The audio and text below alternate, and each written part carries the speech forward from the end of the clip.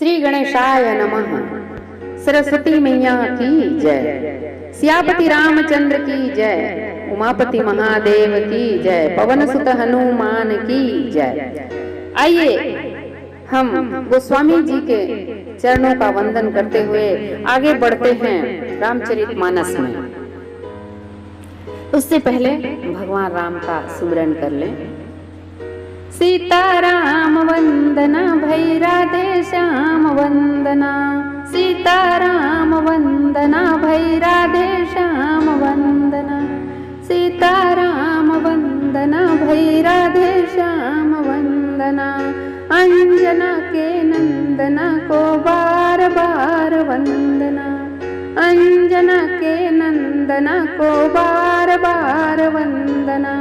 सीताराम वंदना भई राधे श्याम वंदना। सियापति रामचंद्र की जय। उमापति महादेव की जय। पवन सुत हनुमान की जय। आइए चलते हैं आगे। खल परिहास हो हित मोरा। काक कहहि कलकंठ कठोरा। हसहि बकता दुर्चातकहि। हसहि मलिन खल विमल बतकहि। कवित रसिक न राम पद नेहु। तिनकह सुखद हास्य रसयेहु। भाषा भणिति मोरी मति भोरी। हसिबे योग हसे नहीं खोरी। प्रभु पद प्रीति न समुझी। कीति नहीं कथा सुनी लागई फीकी। हरिहर पद रति मति न कुतर की। तिनकह मधुर कथा रघुबर की। राम भक्ति भूषित जिया जानी। सुनहि सुजन सराहि सुबानी। कवि न होहु नहीं चतुर प्रवीणु। सकल कला सब विद्याहीनु। आखर अर्थ अलंकृत नाना। छंद प्रबंध अनेक विधान। भाव भेद रस भेद अपारा। कवित दोष गुण विविध प्रकार।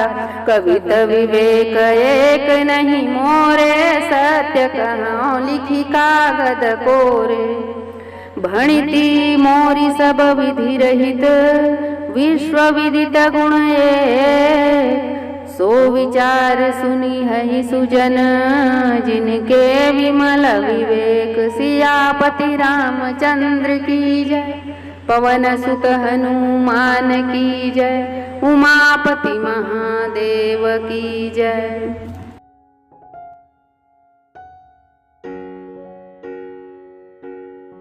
समस्त सद्गुणों के खान।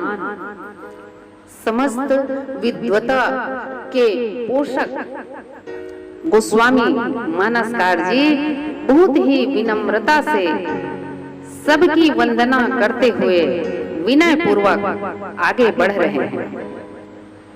वे कहते हैं कि दुष्ट जनों की हंसी और निंदा से मेरा हित ही होगा। देखिए, कोई निंदा करते हुए किसी को देखता है या हंसी करते हुए तो क्या खुश होता है वह, या उसको अच्छा कहता है? हमारे गोस्वामी जी कितने विनम्र भाव से कह रहे हैं कि कोई हंसता है मुझे या मेरी निंदा करता है तो मेरा हित ही होगा। क्योंकि कौवे जो होते हैं वे कोयल को कभी भी सुंदर या बहुत सुंदर धुन वाला ऐसा नहीं कहता है, वह उसकी हंसी ही करता है, उसको कठोर ही समझता है। इसी प्रकार से हंस को बगुला हंसता है, पपीहे को मेढक हंसते हैं। ऐसे ही मलिन बुद्धि वाले लोग हैं जो इस सुंदर राम कथा की चर्चा को हंसेंगे तो वे मूर्ख ही हैं, लेकिन वो हंसेंगे और इसकी चर्चा होगी तो मेरी चर्चा वहां अवश्य होगी और कहेंगे कि तुलसी जी ने रघुवर कथा लिखी है तो मेरा हित ही है, इसमें मेरी बड़ाई ही है, कह रहे हैं। फिर जो लोग कविता के रस के रसिक नहीं हैं और श्री रामचंद्र की चरणों में जिनका स्नेह नहीं है वो तो हंसी करेंगे, वो तभी उनको सुख प्राप्त होगा हंसते हुए। और यह कविता भाषा में हो रही है। गोस्वामी जी कह रहे हैं कि भाषा में हो रही है, यह संस्कृत भाषा में नहीं, यह आम बोलचाल की भाषा में हो रही है। और ऊपर से मेरी बुद्धि कम है बोल रहे हैं, भोरी है, भूला हुआ हूँ, भूल मती वाला, छोटा मती वाला हूँ और यह हंसने योग्य ही है कहते हैं। सोचिए, रामचरितमानस जिनका नाम सुनकर ही हमारा हृदय गदगद हो जाता है, उसकी रचना करते समय तुलसीदास जी कैसी विनम्रता प्रदर्शित कर रहे हैं। कहते हैं कि छोटी बुद्धि से मैं इसको हंसने योग्य ही लिख रहा हूँ। तब यदि कोई हंसे तो इसमें अनुचित क्या है कहते हैं, क्योंकि उनका तो भगवान के चरणों में प्रेम ही नहीं है, न उनको कविता की समझ भी नहीं है कहते हैं। तो ये सुनकर, ये कथा सुनकर उनको फीकी लगेगी।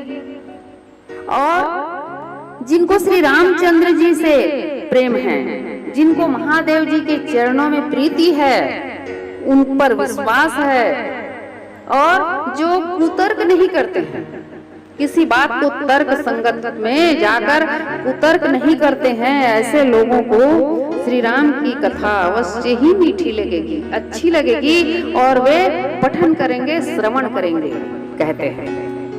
तो मुझे आशा है कि मेरी कविता को राम भक्ति से अलंकृत जानकर सज्जन लोग हृदय से बहुत सुंदर है करके सुंदर वाणी से वे प्रशंसा करेंगे। और न तो मैं कवि हूँ, न बोलने में चतुर हूँ कहते हैं।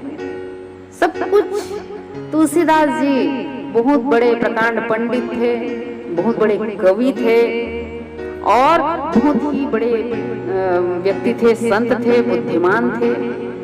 उस समय सबसे बड़े राम भक्त थे वे और सबसे ज्यादा प्रकांड पंडित के रूप में उनकी ख्याति थी। फिर भी कह रहे हैं कि न तो मैं कवि हूँ, न बोलने में चतुर हूँ, सब कलाओं से रहित हूँ। देखिए विनम्रता, यहाँ तो कहीं किसी के पास थोड़ा सा गुण अगर रहा तो वो बढ़ चढ़ कर बखान करता है। यहाँ तुलसीदास जी अपने गुणों को बहुत ही कम, छोटा या नहीं है ही कह रहे हैं। सोचिए, ये विनम्रता का की एक सीमा ही है, सीमा भी लांघ गए हैं तुलसीदास जी विनम्रता की। बहुत ही अपार श्रद्धा होती है उन पर ये जानकर। तुलसी जी कहते हैं कि इतना अवश्य जानता हूँ कि काव्य में शब्द, अर्थ और अलंकार होते हैं नाना प्रकार के। शब्द, अर्थ और अलंकारों से मिलकर ही कोई कविता बनती है और उसमें कई प्रकार के छंद होते हैं। छंद प्रबंध विधान होता है जिसमें भाव भेद, रस भेद होता है, भाव भरा हुआ होता है और उसमें रस भी होता है। और काव्य के बहुत सारे गुण और दोष भी हैं कहते हैं। कोई काव्य रचना करता है तो वो उसमें केवल गुण ही गुण हो जरूरी नहीं, कुछ दोष भी होते हैं। अलंकार दोष, छंद दोष, विच्छंद दोष, छंद विधान दोष भी हो सकता है और किसी किसी में तो भाव ही नहीं रहता। मतलब कई प्रकार के कविता में दोष भी हो सकते हैं गुण के साथ साथ। परंतु मैं क्या कहूँ, मुझ में तो काव्य का कुछ भी ज्ञान नहीं है, एक भी ज्ञान नहीं है। केवल कोरा कागज में मैं सत्य लिख रहा हूँ, राम लिख रहा हूँ कहते हैं।